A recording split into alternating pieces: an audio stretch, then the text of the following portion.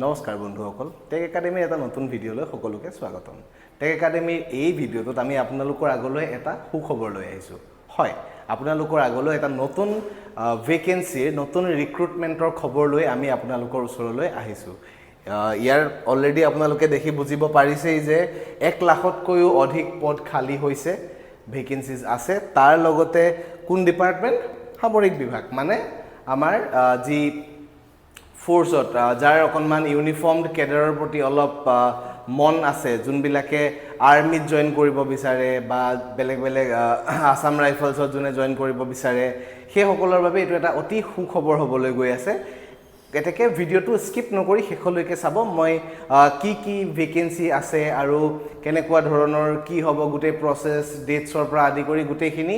Information এই ভিডিঅ'টোতে আপোনালোকৰ আগত দাঙি ধৰিম সো পলম নকৰি আমি ডিটেইলত ভিডিঅ'টো আৰম্ভ কৰো সো ইয়াতে সেন্ট্ৰেল গভৰ্নমেন্টৰ যি বৰ্তমান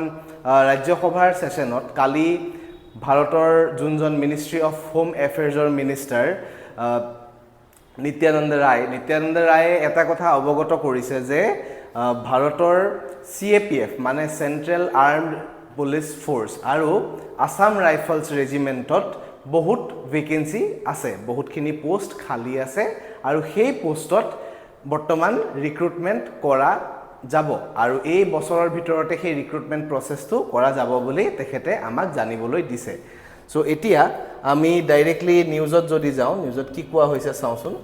সো ইয়াতে আপোনালোকে দেখিবলৈ পাইছে যে 1,09,000 CAPF ভেকেন্সিজ 1,09,000 তকৈ আসলতে ওপৰতে আছে ইয়াত ৰাউন্ড ফিগাৰ কৰি দিয়া হৈছে নিউজত কিন্তু 1,09,000 তকৈ ওপৰত ভেকেন্সি আছে সেন্ট্ৰেল আৰ্মড পুলিচ ফোৰ্স আৰু আসাম ৰাইফলছত আৰু তাৰে আটাইতকৈ ডাঙৰ কথা যে সেই 1,09,000 পোষ্টৰে ভিতৰৰে 72,689 টা পোষ্টৰ অলৰেডি এডভাৰটাইজমেন্টটো ওলাইছে ইন দা সেন্স এতিয়ালৈকে মানে এডভাৰটাইজমেন্টটো আউট কৰি দিয়া হোৱা নাই বাট সেই এডভাৰটাইজমেন্টটো অলৰেডি আন্ডাৰৱে আছে মানে হয়তো আমি এই মাহৰ শেষলৈকে বা আগষ্ট মাহৰ মিডলৰ ভিতৰতে আগষ্ট মাহৰ ফাৰ্স্ট হাফৰ ভিতৰতে আমি হয়তো তাৰ ৰিক্ৰুটমেন্টৰ যি নটিফিকেশন আহে এই ভেকেন্সিৰ যি নটিফিকেশন আহে এই নটিফিকেশন দেখিবলৈ পাম সো এতিয়া কি কৈছে আমি চাওচোন So it is the Minister of State for Home Affairs Nityananda Rai informed that the Rajya Sabha about recruitment and vacancies in the Central Armed Police Forces and Assam Rifles. So clearly distinguish kori dia hoise je CAPF aru Assam Rifles ei dutate vacancies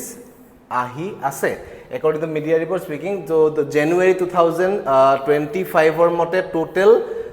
1,09,868 মানে 1,10,000 লৈ মাত্ৰ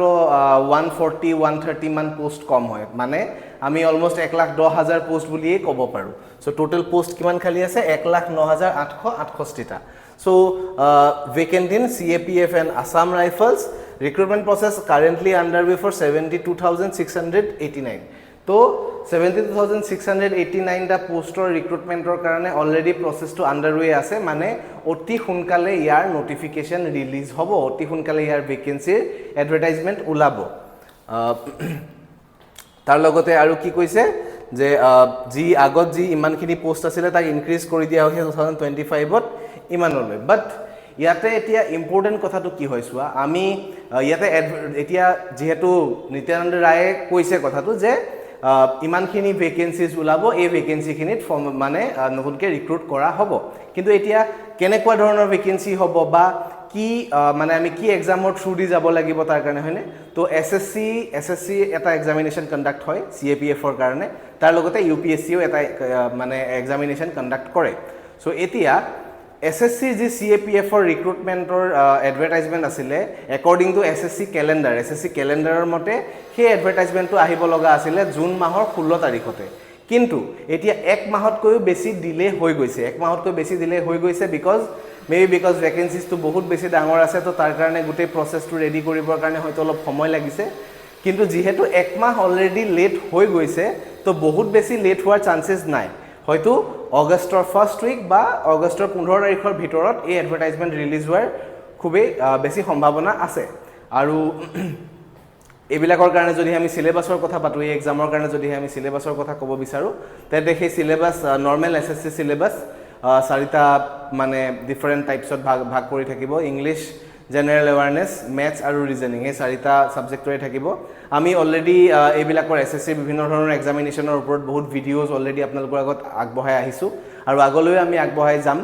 যেতিয়া advertisement ওলাব তাৰো details আমি আপোনালোকৰ আগত দাঙি ধৰিম ইয়াৰ লগতে হয়তো বহুতখিনি ভেকেঞ্চি এছএছচি জিডিৰ পৰাও যাব পাৰে এছএছচি জিডি এতিয়া এছএছচি জিডি যিটো আমাৰ 2024তো অলৰেডিটো গোটেই প্ৰচেছ কমপ্লিট হৈয়ে গৈছে এতিয়া যিটো নেক্সট ইয়াৰৰ কাৰণে যি এছএছচি মানে জিডি ওলাব সেই ভেকেঞ্চিটো সেপ্টেম্বৰৰ পৰা অক্টোবৰৰ ভিতৰতে ওলাব মানে আমাৰ হাতত সময় একেবাৰে কম আছে আমি এতিয়াৰ পৰা নিজৰ প্ৰিপাৰেচনটো ফুল ফ্লেজেড আৰম্ভ কৰিব লাগিব আৰু তাৰ লগতে গোটেইখিনি বস্তু আমি একেলগে চাই যাব লাগিব সকলো গোটেই প্ৰচেছটোৱে আমি ভাল ধৰণে চাই চিতি আগবাঢ়িব লাগিব সো আমাৰ এই চেনেলত আমি আপোনালোকৰ কাৰণে এক্সাম ষ্ট্ৰেটেজিৰ পৰা আদি কৰি প্ৰিভিয়াছ ইয়াৰ কুৱেশ্যন পেপাৰ গোটেইখিনি বস্তু আগবঢ়াই দিম সো কোনোবাই যদিহে আমাৰ চেনেলটো এতিয়ালৈকে ফ'ল' কৰা নাই তেতিয়াহ'লে চেনেলটো ফ'ল' কৰি লওক আৰু বাকি লাইক শ্বেয়াৰ এণ্ড ছাবস্ক্ৰাইব কৰিব ধন্যবাদ